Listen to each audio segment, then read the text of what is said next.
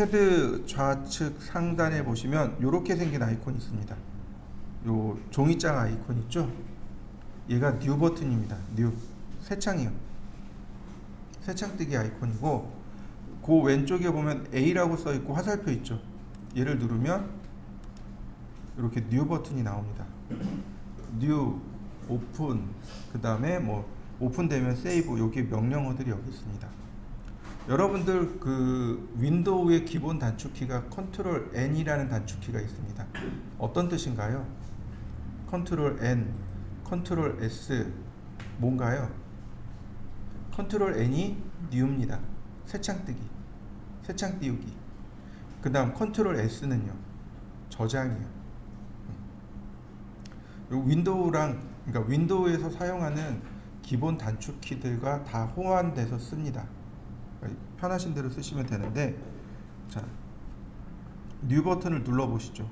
그러면 이렇게 생긴 대화 상자가 하나 뜰 겁니다. 여기서 우리가 쓸 게 딱 두 개입니다. 파일이 굉장히 많죠. 확장자가 DWT라는 확장자입니다.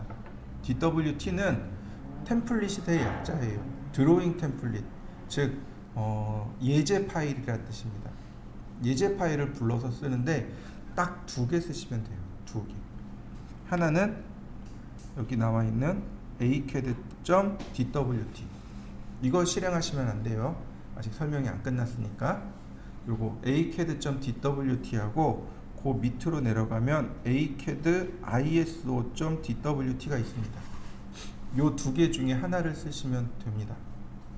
자, 이해되셨나요? acad iso.dwt, acad.dwt. 자, 잠시만요. acad.dwt하고 acad iso.dwt. DWT는 감추어질 수 있습니다. 확장자 감출 수 있어요. 우리가 쓸 수 있는 게 acad.dwt하고 acad iso.dwt라고 했습니다. 그죠? 요 두 개 중에 하나를 쓰시면 되는데, 두 개의 차이점이 뭐냐면은 단위입니다. 단위요. 자, 우리나라는 설계의 기본 단위가 뭘까요? 네, 맞습니다. 밀리미터입니다. 둘 중에 하나가 밀리미터고 하나는 인치입니다. 이해되셨나요? 그러니까 단위의 차이점입니다. 자, 얘가 인치입니다. 얘가 밀리미터입니다. 자, 이해되셨나요? 그러니까 요 단위에 대한 차이점만 잘 이해하시면 돼요. 그러면 우리는 밀리미터를 쓰니까 acad iso.dwt라는 파일을 불러들이시면 됩니다. 자, 이해되시죠? 네. 자, DWT라는 확장자가 안 보이시는 분들이 있을 거예요. 파일 탐색기를 한번 띄워보시죠. 자, 파일 탐색기에 보시면 여기 보기 탭이 있습니다. 홈, 공유, 보기 있죠. 여기 보기 탭을 눌러 보시면은요, 쭉 어디 갔나요? 여기 있네요. 파일 확장명 체크하시면 돼요. 보기 탭에 있습니다. 보기 탭. 보기 탭에 여기 파일 확장명하고 숨김 항목을 체크해 두시면 됩니다. 그러면 DWT, 즉 파일 확장자가 나옵니다.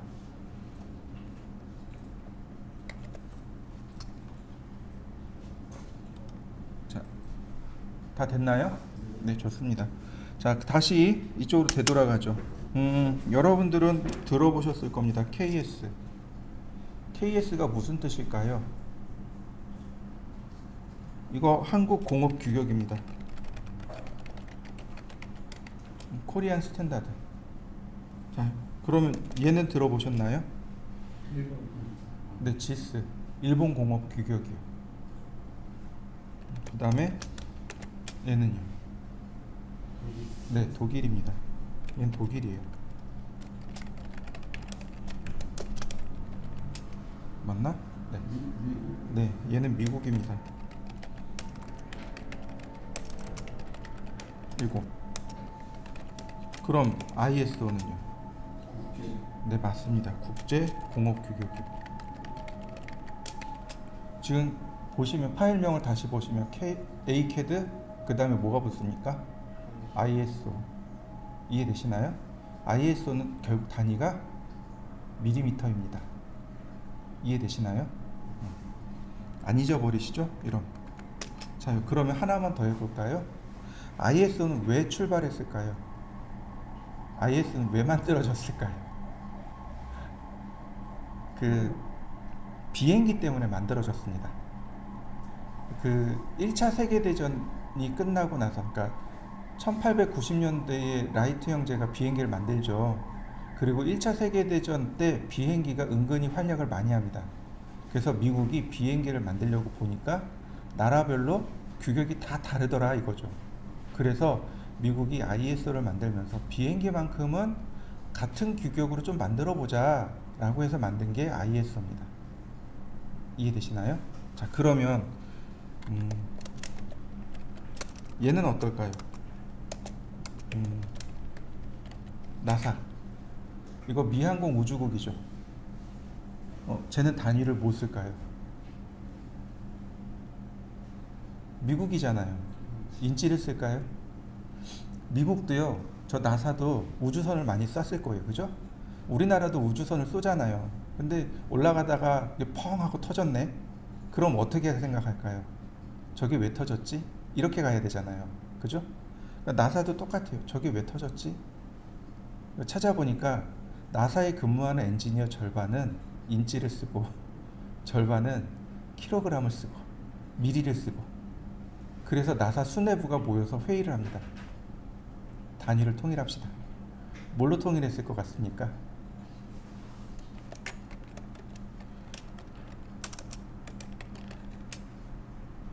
ISO로 통일했습니다. 나사는 ISO를 씁니다. 이해되시나요? 네. 이제 안 잊어버리실 겁니다. 그죠? ACAD DWT, ACAD ISO DWT 이렇게 설명했는데 잊어버리시면 큰일 납니다.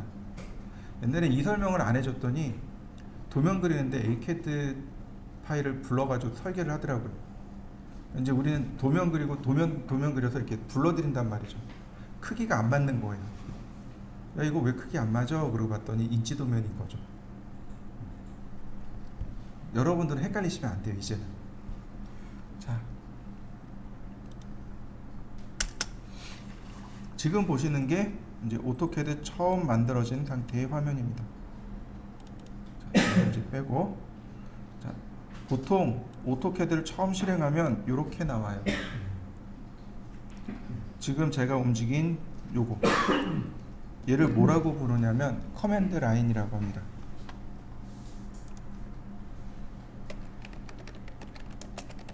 우리나라 말로 번역하면 명령줄이요. 모든 명령은 다 저기로 들어갑니다. 모든 명령은 다 커맨드 라인을 통해서 들어갑니다. 이 위에 툴 메뉴 보이시죠? 이건 정확하게 이야기해서 리본 메뉴입니다. 이 위에 리본 메뉴라고 해요. 이거 리본이라고 합니다. 홈탭, 인서트, 어노테이트, 파라메틱 이렇게 해서 명령을 다 묶음 다 묶어놨습니다. 옛날엔 툴 메뉴라고 했었는데 지금은 리본 메뉴라고 합니다. 리본, 여기 리본 메뉴라고 합니다. 이 리본 메뉴에 명령어가 있어요. 그래서 얘를 누르면 어디로 들어가냐면 커맨드로 들어갑니다. 자, 보세요. 제가 얘를 커맨드로 이렇게 쭉 당겨 왔습니다. 자, 제가 라인을 누르면 커맨드에 라인 써진 거 보이시나요? 네, 오토캐드는 모든 건 다 커맨드로 통합니다. 그래서 저는 여러분들한테 커맨드를 쓰라고 알려드리고 싶어요. 근데 이런 건 있어요. 저보다 나이 많으신 분들은 그냥 리본 메뉴 쓰라고 합니다.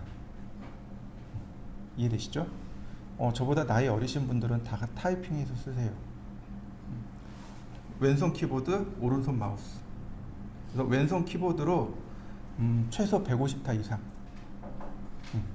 한참 제가 현역에 있을 때는 거진 한 300타 이상은 나왔던 것 같아요. 그러니까 일하는데 사람들이 쫓아와요. 실장님이랑 사장님이 쫓아와요. 야, 너 왜 오락해? 그러고 쫓아와요. 보면 오락하는 건 아니고 그 캐드하는 거거든요. 그럼 이제 오락 안 하네? 그러더니 돌아가면서 야, 너는 무슨 캐드를 오락하듯이 하냐? 그러고 가요. 모든 것 다 커맨드로 통합니다. 예전에 어떤 일이 있었냐면요. 오토캐드 2008 버전에서 2009 버전 요때가 인터페이스가 다 바뀌었습니다. 이런 모양이 아니었어요. 이런 모양이 아니었어요. 옛날 클래식 모양이었습니다. 그러니까 사람들이 굉장히 당황했어요. 이거 어떻게 쓰라고? 그래서 다 엄청 당황했습니다. 근데 커맨드 쓰는 사람들은 아무런 문제가 안 됐어요. 커맨드는 안 바뀌거든요. 명령은 안 바뀌거든요. 그러니까 명령어 위주로, 그러니까 우리 젊은 분들은 오래 해야 되잖아요. 그러니까 명령어 위주로. 저보다 이제 연배가 있으신 분들, 저보다 이제 형님이신 분들은 아무리 해도 타이핑 속도가 안 늘어요. 그러니까 그냥 위에 있는 리본 메뉴 쓰세요.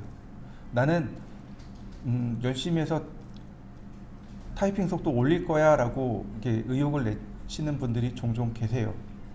안 늡니다. 안 늘어요. 그러니까 그냥 포기하시고 리본 메뉴 쓰세요.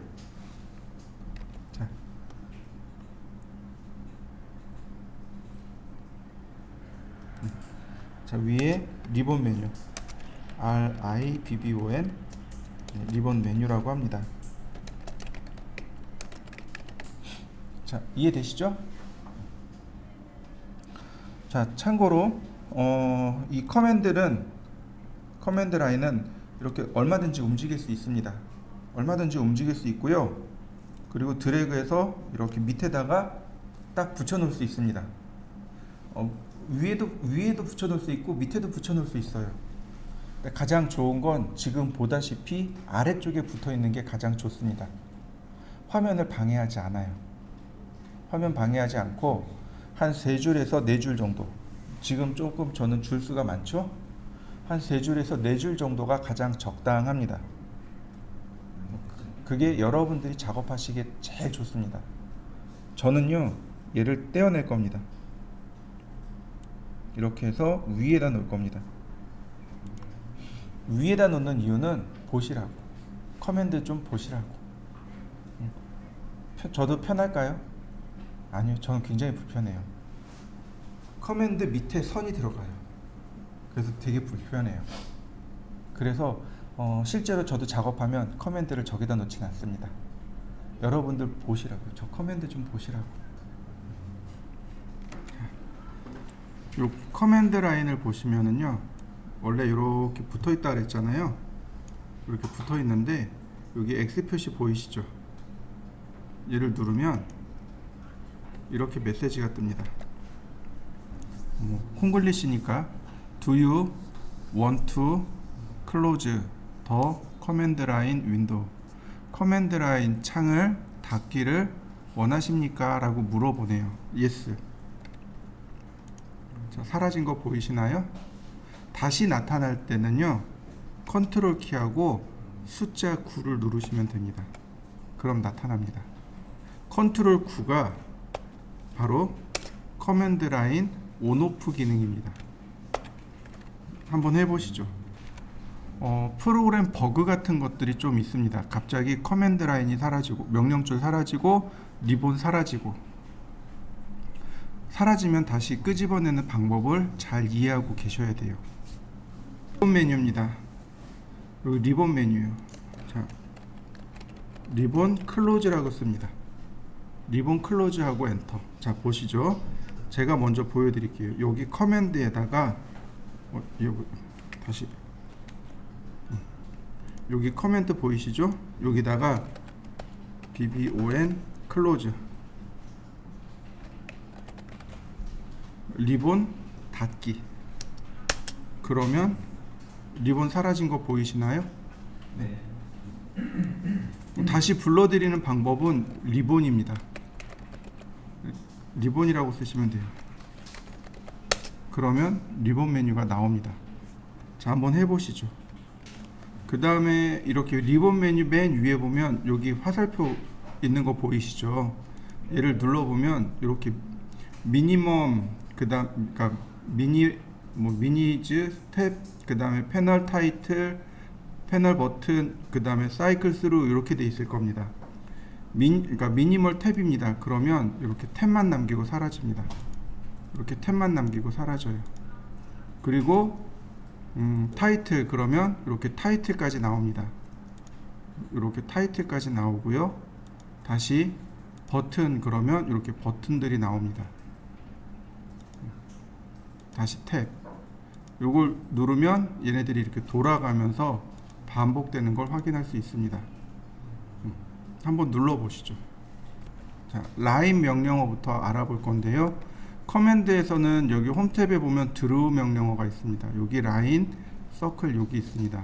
서클을 그리는 방법은 여러 가지가 있을 거고요. 여기 라인이 있습니다. 또는 여기 커맨드에다가 라인이라고 쓰고 엔터를 치면 돼요. 그러면 캐드가 저한테 물어봅니다. 스페이시파이 입력해 주세요 라는 뜻입니다. 퍼스트 포인트 첫 번째 점을 입력해 주세요 라고 떠요. 다시 볼까요? 얘를 눌렀습니다. 그러면 얘도 똑같이 이렇게 떠요. 스페이시파이 퍼스트 포인트 첫 번째 점을 입력해 주세요. 자, 다시요. ESC 키 누르시면 돼요. 자, 라인 엔터 말고요. 엔터 말고요. 항상 명령을 쓰고 나서는 엔터를 누르셔야 됩니다. 이렇게요. 그래야 입력이 됩니다. 간혹 이렇게 쓰고서 왜 명령어 실행이 안 되나요? 라고 하시는 분들이 계세요. 이건 내가 라인을 할 거야 라고 준비한 겁니다. 시킨 게 아니에요. 엔터를 눌러야 시킨 게 됩니다. 자, 이해되시죠? 자, 라인. 근데 엔터 대신에 쓸 수 있는 게 하나 또 있습니다. 스페이스 바요. 스페이스 바를 누르셔도 명령어 실행됩니다. 원래 스페이스 바의 역할이 뭔가요? 한 칸 띄우기죠. 근데 우리 조금 아까 했을 때 여기 리본 메뉴 그리고 이거 꺼졌구나. 자, 여기 리본 메뉴요. 여기 리본 클로즈라고 명령을 썼잖아요. 원래 리본하고 한 칸 띄우고 클로즈라고 써야 되잖아요. 그죠? 그런데 리본 클로즈가 붙어 있단 말이죠. 오토캐드 명령어는 한 칸 띄우기를 인정하지 않습니다. 한 칸 띄우기가 없습니다. 그래서 명령어를 쓸 때 스페이스 바는 엔터와 똑같은 역할을 합니다. 무슨 얘기인지 이해되시죠?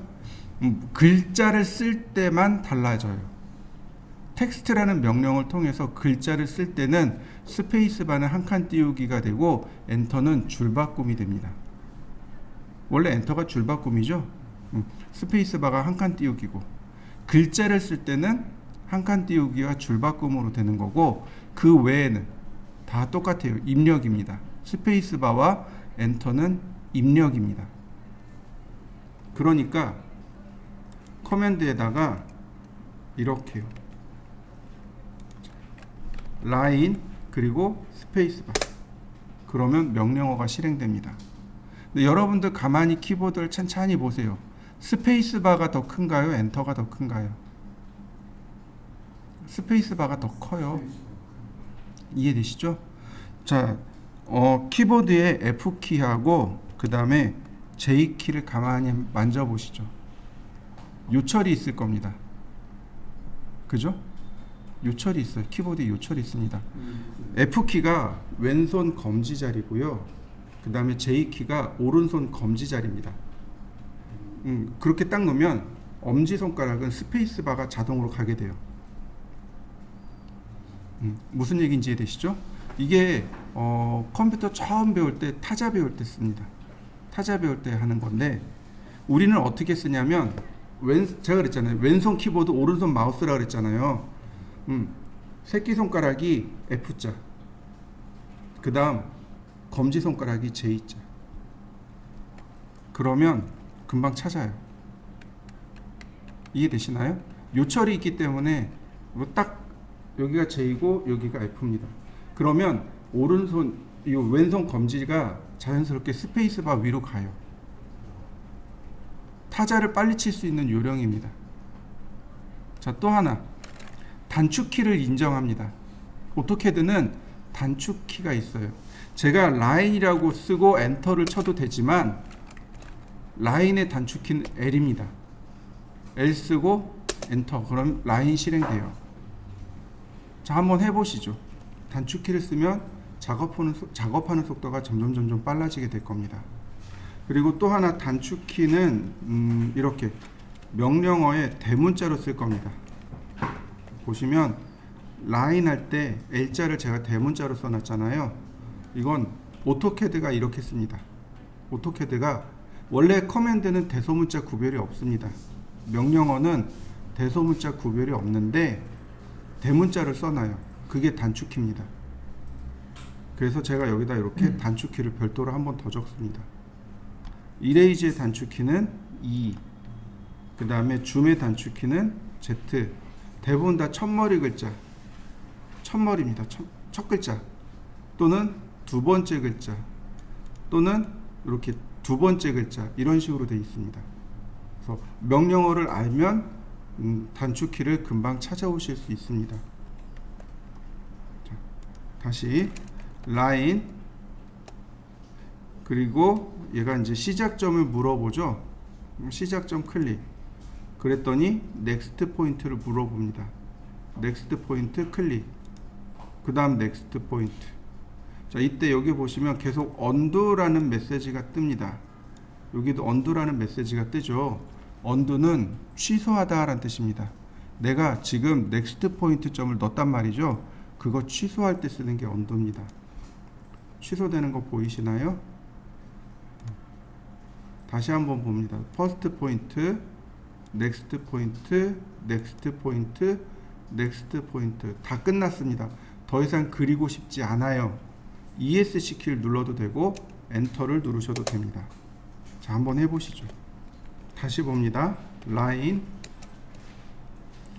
그 다음에 넥스트 포인트, 넥스트 포인트, 넥스트 포인트. 여기 보시면 언두하고 클로즈가 있죠. 그리고 대문자, 파란색 대문자로 되어 있죠. 얘를 눌러도 되지만 여기다가 이렇게 U라고 쓰고 엔터를 치셔도 됩니다. 언두는 입력된 거 취소하기입니다. 자, 언두. 입력된 거 취소되는 거 보이시나요? 처음 입력되는 것까지 다 취소할 수 있습니다. 이거 여기 버튼 누르셔도 돼요. 자, 취소된 거 보이시나요? 자, 다시 한번 봅니다. 근데 여러분들 잘 아실 거예요. 언두의 단축키가 뭘까요? 컨트롤 Z. 컨트롤 Z. 컨트롤 Z 들어가는 거 보이시나요? 한번 해보시죠.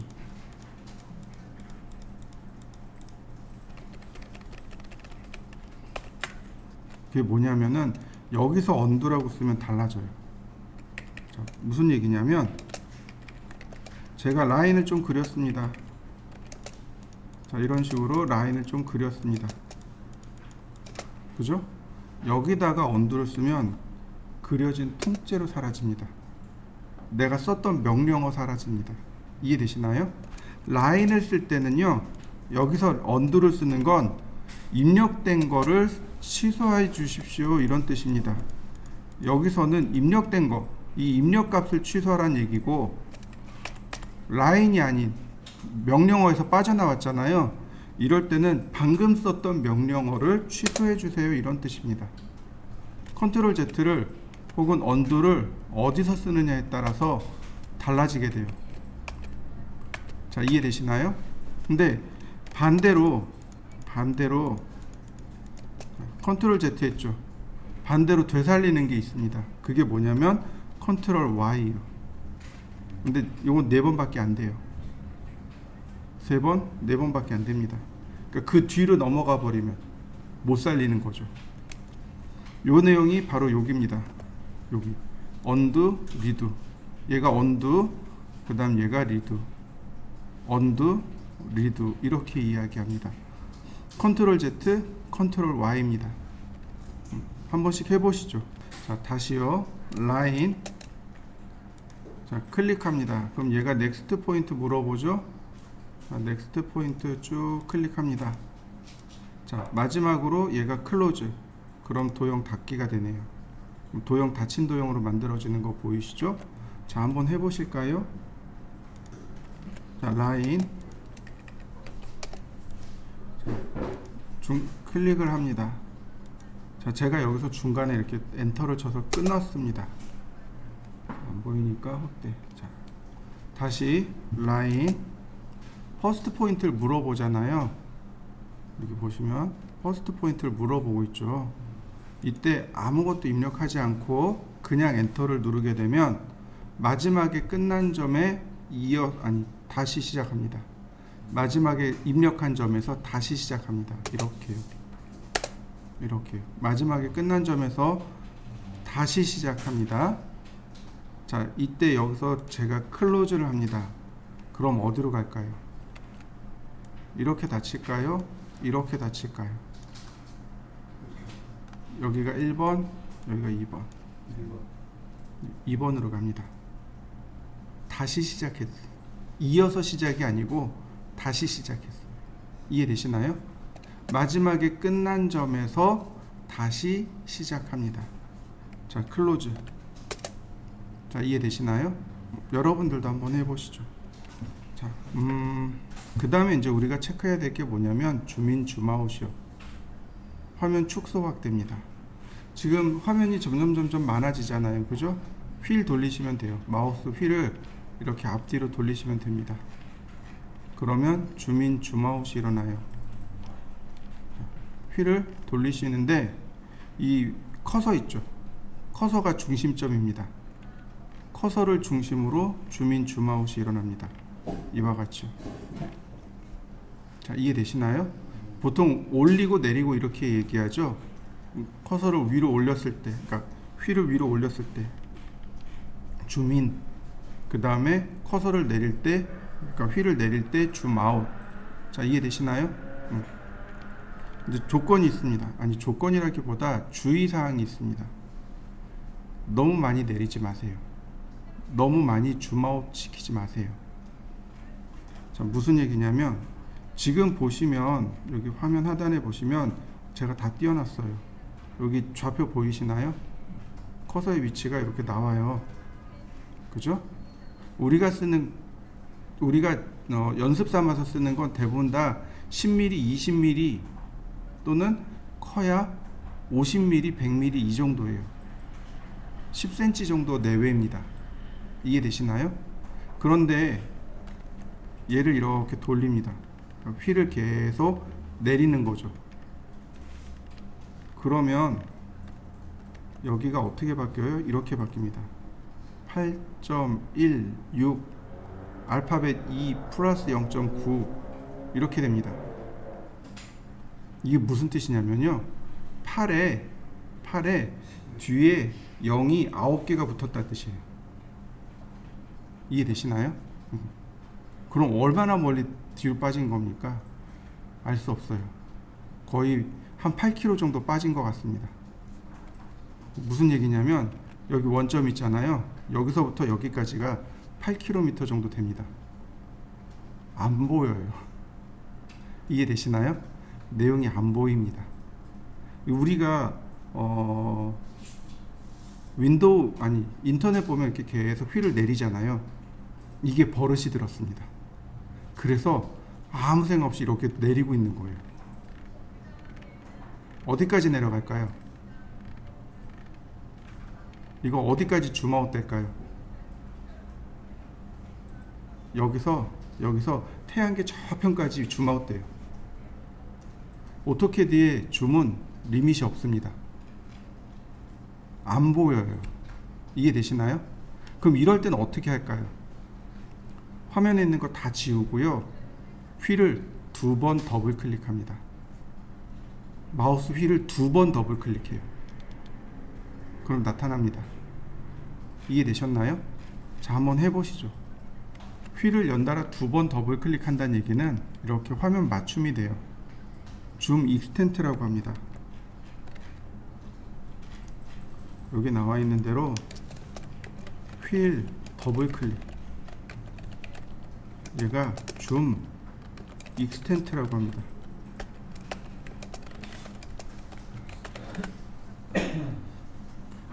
자, 이해되시나요? 그러니까 여러분들은 이건 좀 조심하셔야 돼요. 휠을 자꾸 줌아웃 하면 안 돼요. 그래야 저 줌아웃 하게 되면 너무 많이 뒤로 물러나기 때문에 내가 도면을 그려도 어떻게 그려지는지 하나도 안 보입니다. 요건 좀 조심하셔야 돼요. 자, 또 하나. 자, 우리가 휠 돌리면 줌인 줌아웃이 된다고 했습니다. 줌인 아웃이 되는 거고. 자, 휠 드래그입니다. 휠을 드래그가 뭔가요? 누른 상태에서 움직이는 거죠. 누른 상태에서 움직이면 이게 펜입니다. 화면 이동이요. 자, 한번 해보시죠. 자, 그 다음에 이번엔 지우개요. 화면을 좀 지우고 싶어요. 화면 지우고 싶습니다. 여기 보시면 지우개 그림 있죠. 영어로 erase라고 쓰셔도 돼요. 그러면 select object라는 메시지가 뜹니다. 객체 선택이에요. 선택하면 이렇게 회색으로 이렇게 딱 바뀝니다. 바뀐 거 보이시죠? 그리고 엔터. 지워집니다. 이레이즈 명령어 안 써도 돼요. 이레이즈 명령어 안 쓰고요. 그냥 이렇게 클릭하시면 됩니다. 그럼 파란색 점 나오죠. 요걸 뭐라고 부르냐면 그립이라고 부릅니다. 그립. 손잡이란 뜻이에요. 손잡이. 이렇게 그립 모드. 그립. 손잡이란 뜻인데 이렇게 손잡이를 만들어 놓고 명령어 없이 그냥 클릭하면 돼요. 그럼 이렇게 그립이 되는데 이때 키보드에 델 키를 누르시면 지워집니다. 이 방법을 훨씬 더 많이 써요. 자, 그 다음에는요, 하나씩 선택하지 말고요, 빈 공간을 클릭합니다. 빈 공간이요. 이런데 빈 공간을 클릭합니다. 빈 공간을 클릭해서, 그러니까 클릭입니다. 드래그 아니고, 클릭한 다음에 마우스를 움직이면 이렇게 파란색으로 뜰 수도 있고 이렇게 초록색으로 뜰 수도 있습니다. 빈 공간을 클릭한 다음에 오른쪽으로 가면 파란색이 뜨고, 빈 공간을 클릭한 다음 왼쪽으로 가면 초록색이 뜹니다. 자, 보세요. 빈 공간을 클릭합니다. 클릭이죠. 드래그 아닙니다. 클릭이란 얘기는 뭐예요? 버튼 눌렀다 떼란 얘기죠. 버튼을 눌렀다 뗍니다. 그리고 마우스를 움직입니다. 파란색으로 나오죠. 오른쪽입니다. 위아래 상관없어요. 위아래 상관없습니다. 위에서 아래로 가든 아래에서 위로 가든 상관없습니다. 중요한 건 방향입니다. 빈 공간 클릭한 다음 오른쪽으로 이동하면 파란색이 나오고 왼쪽으로 이동하면 초록색이 나옵니다.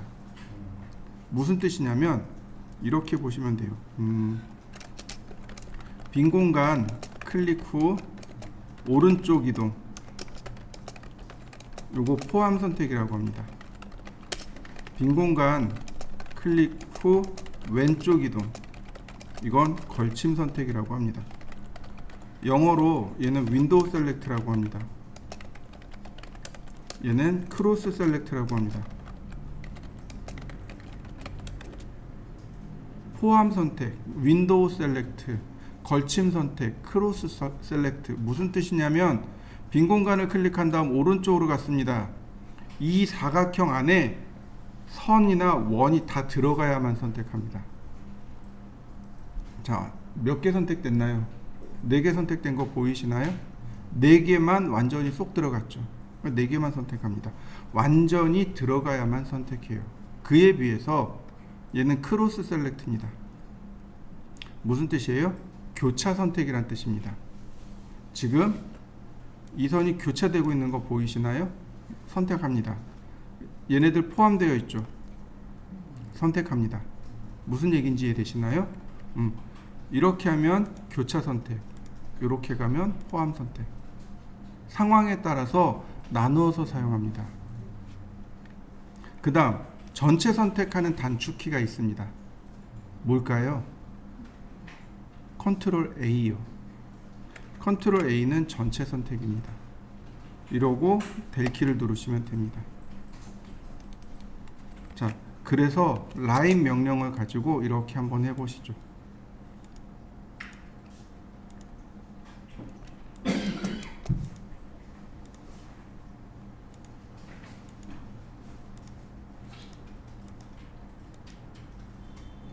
요런 거 테두리 글자라고 하죠. 이렇게 가나 타라, 마바, 사까지 7글자를 한번 써보시죠. 요거 하실 때 커서 옆에 이렇게 나타나는 거 있죠.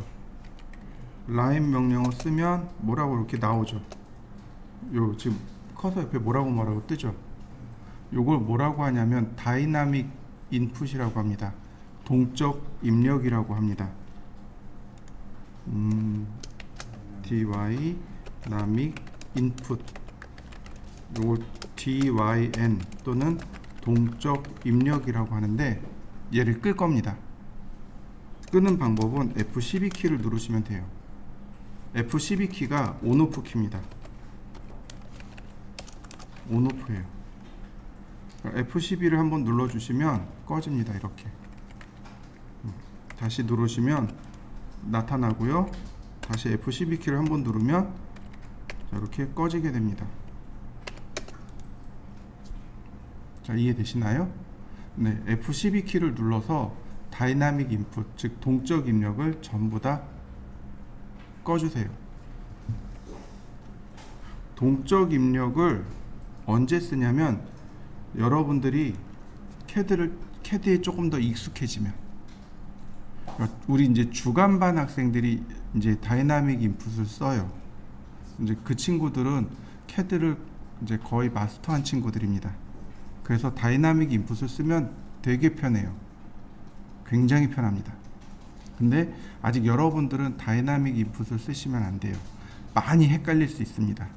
어느 정도 다이나믹 인풋을 끄고 연습을 하신 다음에 어느 정도 CAD에 적응하시면 그때 쓰시면 돼요. 그러면 CAD를 조금 더 수월하게 쓰실 수 있습니다. 조금 더 정확하게 이야기하자면 이제 우리가 좌표라는 걸 배우게 됩니다. 절대 좌표, 상대 좌표, 상대 극좌표라는 걸 배울 겁니다. 다이나믹 인풋은 얘가 안 돼요. 절대 좌표가 안 들어갑니다. 물론 들어가게 시킬 수 있어요. 들어가게 시킬 수 있는데 형식이 달라집니다. 여러분들이 써야 될 형식이 틀어지게 돼요. 상대 좌표를 지원합니다. 얘를 지원하는데 형식이 달라요. 그러니까 사용하는 방법이 달라지게 됩니다. 그래서 다이나믹 인풋을 끄고 우리가 정석대로 배우고 그 다음에 조금 더 익숙해진 다음에 그 다음에 다이나믹 인풋을 쓰시면 됩니다. 지금은 쓰실 필요 없습니다. 전부 다 F12 키를 눌러서 꺼주시는데 이게 주간반 학생과 계속 같이 쓰다 보니까 그 친구들은 계속 켜놓을 겁니다. 여러분들은 계속 끄셔야 돼요. 그 친구들한테도 얘기할 겁니다. 야간반 학생들이 있어서 계속 끌 거다. 그러니까 계속 켜놓고 써라 라고 얘기할 겁니다. 이제부터는 좌표라는 걸 배울 건데요. 화면에 보시면 자, 요렇게요. 혹시 보이시나요? 네, 보이네요. 그죠? 여러분들 화면에도 저처럼 보일 겁니다. 왼쪽 아래에 보시면 XY라고 하고 나오고 이렇게 모는 종이가 쭉 깔려 있을 겁니다. 그죠? 그리드가 쭉 깔려 있을 겁니다. 오토캐드 화면은 전부 다 좌표로 이루어져 있습니다. 이렇게 모는 종이로 다 이루어져 있습니다. 우리가 사람이 위치를 파악할 때는요, 사람의 내가 보고자 하는, 내가 찾고자 하는 지점을 바로 직선으로 확인할 수 있습니다. 보는 순간 저기 이렇게 파악할 수 있어요. 그런데 컴퓨터는 그렇게 파악이 안 됩니다. 어딘가에 원점이 존재하고 거기서부터 가로로 얼마 떨어져 있고 세로로 얼마 떨어져 있고 이것부터 파악하게 됩니다. 우리가 X, Y라고 썼지만 사실은 가로, 세로겠죠. 현재 위치에서 가로로 얼마, 세로로 얼마 이렇게 따진단 말이죠. 이걸 우리는 좌표라고 불렀습니다. 여러분들 중학교 때 다 배웠던 내용입니다. 기억나시나요? 안 날 거예요. 그냥 그렇구나 그러고 넘기시면 돼요. 화면은 이렇게 다 좌표로 이루어져 있습니다. 우리가 좌표를 사용하는 방법이요, 이렇게 크게 세 개입니다. 절대 좌표, 상대좌표, 상대극좌표. 절대좌표는 말 그대로 오토캐드의 원점부터 시작합니다. 원점부터 시작하면 바로 여기요. 여기서부터 시작하는 겁니다. 여기서부터 가로로 얼마, 세로로 얼마 떨어져 있는가, 그걸 따지는 겁니다. 그래서 입력하는 방법도요, 이렇게 가로로 얼마, 세로로 얼마 이렇게 씁니다. x, y, 그러니까 가로, 세로 이렇게 씁니다. 상대좌표는요, 골뱅이를 붙입니다. 그리고 x의 거리, 쉼표 y의 거리 이렇게 씁니다. 거리로 나가는 거예요. 현재 나의 위치에서 가로로 얼마 떨어져 있고 세로로 얼마 떨어져 있고 이렇게 갑니다. 상대 극좌표는요, 이렇게요. 거리입니다. 거리와 각도로 표시합니다. 여기서부터 직선으로 얼마 떨어져 있는데 각도가 얼마 이렇게 되는 거죠. 근데 이 상대 극좌표 같은 경우가 참 어려운 게 어순이 뒤바뀌어 있습니다. 우리나라 말하고 어순이 바뀌어 있어요. 자, 여러분들이 길거리에 서 있습니다. 버스가 오길 기다리고 있는데 누군가가 와서 물어봐요. 시청에 가려면 어떻게 가나요? 라고. 여기 요 근방에 있다라고 가정을 해보죠. 그러면 이쪽으로 2블럭만 가세요. 저쪽으로 3블럭만 가세요. 이렇게 이야기하잖아요. 우리나라 말은 방향이 먼저 나옵니다. 각도를 먼저 얘기해요. 이게 방향입니다. 방향. 이해되시나요? 방향입니다. 근데 영어잖아요. 어순이 뒤바뀌어 있습니다. 2블럭만 저쪽으로 가세요. 말이 되게 편한데요? 영어 잘하시는 분들이세요. 5블럭만, 예를 들어서 500m만 이쪽으로 가시면 돼요. 이렇게 거리를 먼저 얘기하는 건 미국식 표현입니다. 우리나라 말은 방향이 먼저예요. 이쪽으로 가시면 돼요. 저쪽으로 가시면 돼요. 이해되시나요? 이게요, 오토캐드가 영어권에서 만들어졌잖아요. 미국에서 만들어졌잖아요. 그러니까 철저하게 우리나라를 배려하진 않았어요. 철저하게 그러니까 영어권에서 만들어진 그런 개념으로 바라보시면 됩니다. 근데 종종 이렇게 하시는 분들이 계세요. 이렇게요.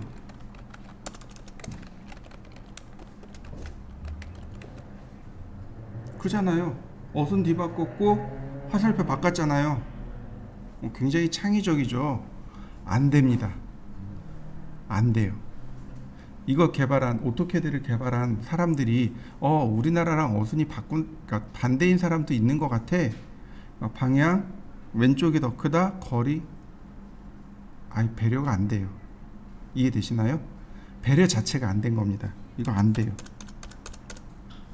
이해되시죠?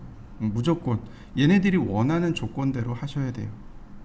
자, 그러면 우리는 좌표라는 개념부터 새로 머릿속에 넣어야 됩니다.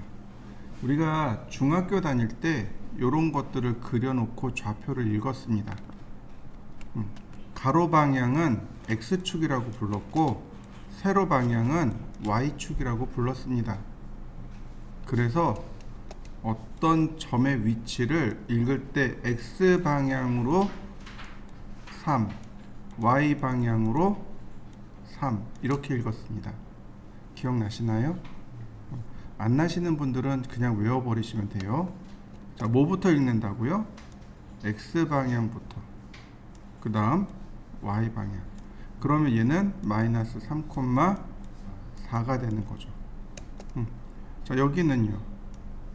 마이너스 3, 마이너스 4. 자, 여기는 4, 마이너스 2.